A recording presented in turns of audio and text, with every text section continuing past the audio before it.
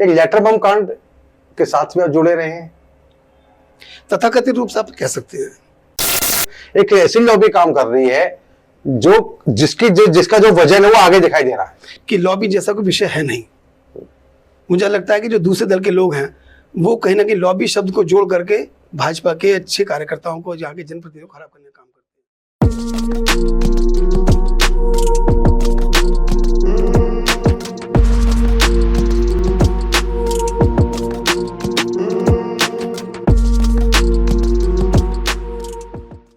मेरी मुस्कुराहट पर कभी मत जाना, मेरा गुरूर मेरा कर्म है ये याद रखना, भीड़ में भी पहचान लेता हूँ परायों में अपने, शेर और मात क्या है ये हमें मत समझाना। जी हाँ, इन्हीं पंक्तियों के साथ हम सीधे रूबरू होते हैं एक ऐसे व्यक्तित्व के साथ जो राजनीति में एक अच्छा स्थान रखते हैं, जो निरंतर समाज की सोच रखते हैं, शिक्षा में भी लगातार पॉजिटिव कार्य करने की सोच रखते हैं। हम बात करते हैं सीधे तौर पर अश्विनी शर्मा से। शर्मा जी नमस्कार। नमस्कार भाई साहब। सबसे पहले आप थोड़ा सा ये बताइए कि भाजपा में आप कब से? मूल रूप से मैं पिलखवा का रहने वाला हूँ और जिस क्षेत्र में यानी गाजियाबाद हम बैठे हैं यहाँ मेरा नंसाल रहा है। कॉलेज में आने के बाद वर्ष 1990 से तो मेरा विद्यार्थी परिषद के नाते और राम मंदिर आंदोलन के नाते इस राजनीतिक कैरियर में शुरुआत की। लेकिन मैं बाल्यकाल से सरस्वती शिशु मंदिर में मेरी शिक्षा हुई है, तो विचारों के आधार पर तो मैं बचपन से ही इससे जुड़ गया था। लेकिन धीरे धीरे समय निकला और परिस्थितियाँ ऐसी बनी कि राम मंदिर का आंदोलन हुआ, मंडल कमीशन आयोग का मामला एक बना, तो धीरे धीरे विद्यार्थी परिषद के नाते से मैं 97 में आकर के पूर्ण रूप से भारतीय जनता पार्टी के काम में लगा। आप 97 से लगे और 2025 है, आप कई पदों पर रहे, लगातार भाजपा ने कई पदों पर कार्य किया। क्या आपको ऐसा नहीं लगता कि जहां जिस स्थिति में आपको होना चाहिए था आप वहां नहीं उस समय? देखिए, ये सवाल अक्सर मुझसे मेरे मित्र भी पूछते हैं, परिवार के लोग भी कहीं ना कहीं पूछते हैं और एक बड़ा हास्यास्पद प्रश्न पूछते हैं कि भाई आपको इतना समय हो गया तो आपको पार्टी ने क्या दिया। तो मैं उसका बहुत सीधा सा जवाब देता हूँ कि जब मैं इस राजनीति में नहीं था तो हो सकता है कि मेरे केवल परिवार के लोग, मेरे रिश्तेदार मुझे पहचानते हों। लेकिन जब मैं राजनीतिक क्षेत्र में आया तो शुरुआत में हो सकता है मुझे 5000 लोग गाजियाबाद में जानते हों। समय आगे बढ़ा तो फिर मुझे लगा कि मुझे 50,000 लोग जानते हैं। लेकिन आज मैं गर्व से कह सकता हूँ कि उत्तर प्रदेश, उस पूरे उत्तर प्रदेश के अंदर पश्चिम के साथ साथ कोई भी क्षेत्र शायद ऐसा ना हो जहाँ मेरे अपने लोग नहीं हैं, जो मुझे प्यार नहीं करते हैं। तो इस राजनीति ने मुझे व्यक्ति दिए हैं और जब व्यक्ति मिलता है तो आपको स्वतः मालूम जाती है कि उसके व्यक्तित्व का विकास होता है। तो सबसे बड़ी बात तो है कि राजनीति में मुझे जो नई पहचान मिली है वो केवल भाजपा की राजनीति के कारण से मिली है। ये सही है कि आपको पहचान मिली, लेकिन ये भी सही है कि आपके से बाद आए हुए कई जो व्यक्तित्व थे वो आज भाजपा में बड़ा नाम बन चुके हैं। अश्विनी शर्मा की बात की जाए तो आज भी आप महानगर में पद प्रकार कर रहे हैं, कहीं इसको देखकर आपका मन व्यथित नहीं होता? नहीं, व्यथित होने वाली बात इसलिए भी नहीं है क्योंकि जिन लोगों ने जितना समय पार्टी को दिया होगा, मैंने भी समय दिया होगा, लेकिन जब बहुत सारा परिवार बड़ा हो जाता है तो उसमें पिक एंड चूज करना थोड़ा सा मुश्किल होता है। तो मुझे लगता है कि मेरे भी इस क्रम क्षेत्र में कहीं ना कोई खामी रही होगी। संगठन ने बहुत सोच समझकर जो निर्णय लिए हैं उनको किया होगा और समय आने पर हो सकता है कि मेरा भी निर्णय ठीक से होगा। पिक एंड चूज तो है माना, लेकिन कहीं ना कहीं समर्पण आपने पार्टी के प्रति समर्पण रहा है, आपने पार्टी के लिए पसीना बहाया है, ये भी तो बात मैटर करती है। देखिए, ऐसा होता है कि जब हम कोई पेड़ लगाते हैं तो उसके सब फल पेड़ नहीं खाता है, जो उस वृक्ष को लगाता है शायद वो भी उसके फल नहीं खा पाता है। सब लोग मेहनत करते हैं, हम लोगों ने भी मेहनत की है, संघर्ष भी किया है और तब से लेकर आज तक के समय में जो परिवर्तन आए हैं वो परिस्थिति जन्य आए हैं।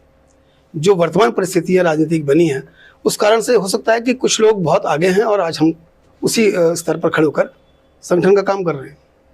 आप भाजपा में थोड़ा समय नहीं है अश्विनी भाई, आपको 29 साल हो चुके हैं। 29 साल के बाद भी आपसे 2-4 साल बाद में लंबे समय बाद आए लोग भी एक ग्राफ पर हैं, एक ग्राफ मिल चुका है।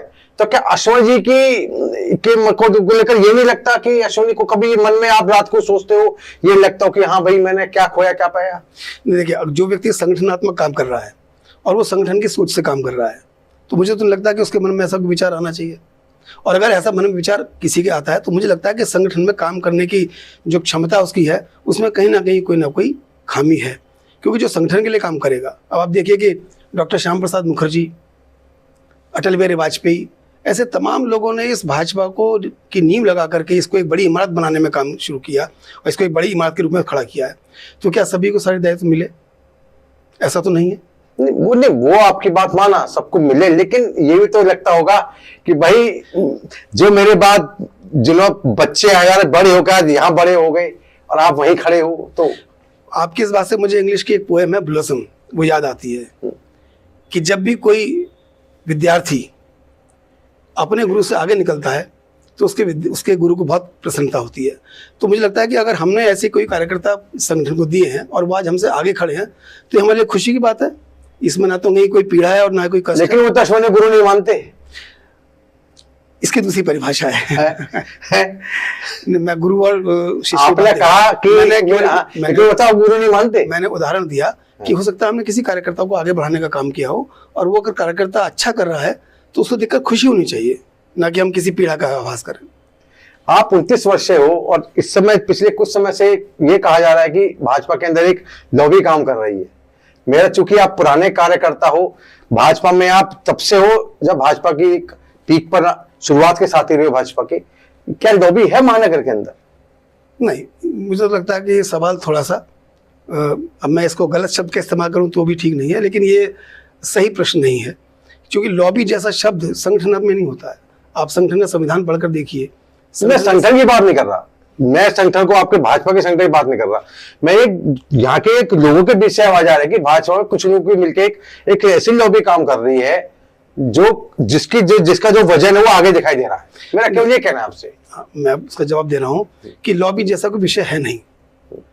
मुझे लगता है कि जो दूसरे दल के लोग हैं वो कहीं ना कहीं लॉबी शब्द को जोड़ करके भाजपा के अच्छे कार्यकर्ताओं को, यहाँ के जनप्रतिनिधियों को खराब करने का काम करते हैं। तो अभी समाज है, इस समाज में हो सकता है किन लोगों की आप बात कर रहे हैं, कौन लोग इसको लॉबिंग कह रहे हैं। मुझे तो ऐसा लगता नहीं है कि कोई लॉबिंग जैसी कोई बात कहीं हो रही है। महाकुंभ को लेकर भी विपक्ष ने आरोप लगाए कि महाकुंभ ऐसा है और महाकुंभ योगी जी के नेतृत्व में सफलता के साथ पहुंचा है। क्या कहना है आपका? देखिए, न भूतो न भविष्यति, अद्भुत, अकल्पनीय, अविश्वसनीय।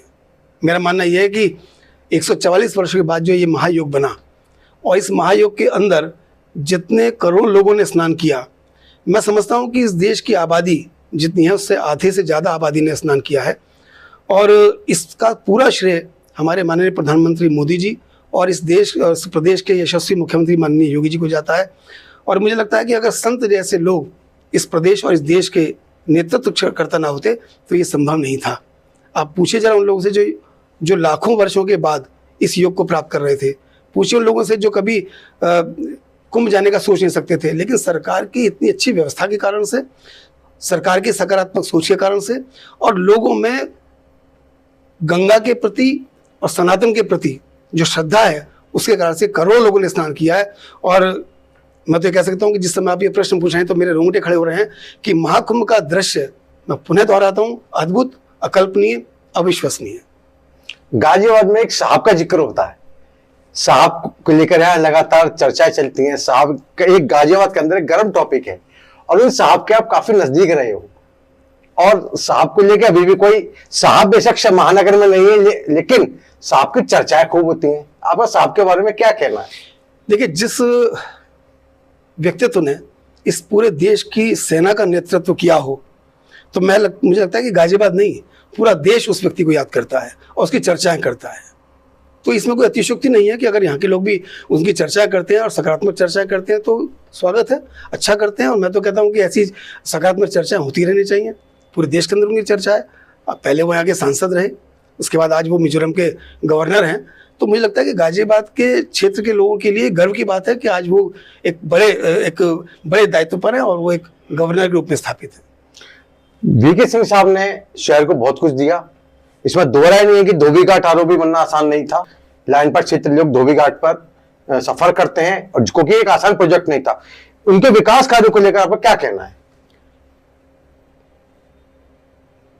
माननीय वीके सिंह जी के बनने के बाद गाजियाबाद की जो लंबित समस्याएं थी, मैं कह सकता हूं कि उन समस्याओं को उन्होंने पूरा करने का काम किया है। आप खुद ही कह रहे हैं कि 40 वर्षों से आरओबी की मांग थी, उन्होंने उसको पूरा करने का काम किया।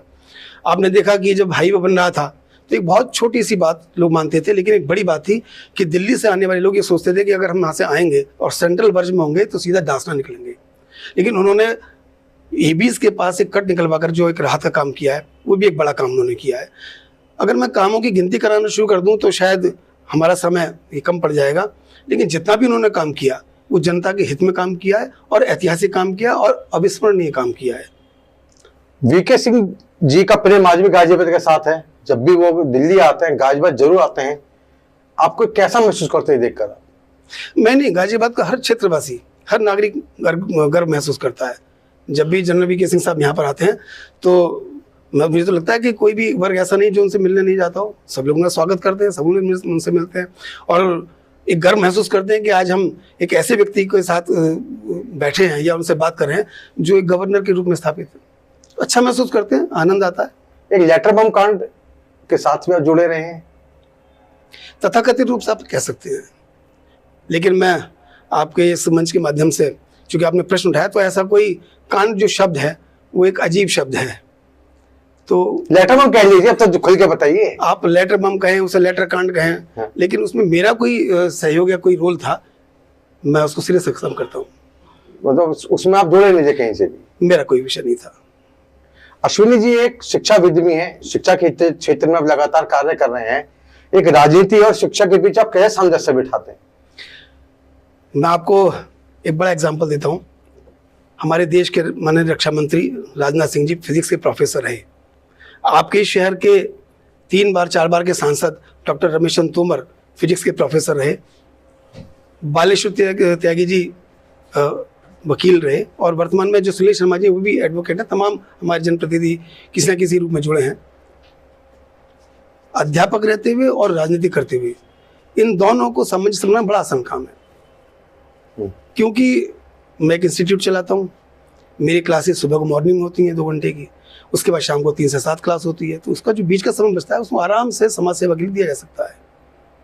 आपने लॉबी शब्द को नकार दिया, माना, लेकिन क्या भाजपा में गुटबाजी है? आप उसे इंग्लिश में कहें, आप उसे हिंदी में कहें, ये दोनों शब्द हमारे भारतीय जनता पार्टी के ना तो संविधान में है, ना संगठन में है, ना संगठन के कार्यकर्ताओं के बीच है और ना किसी जनप्रतिनिधि के बीच में है। आप अपने भाजपा में अगला भविष्य क्या देखते हो?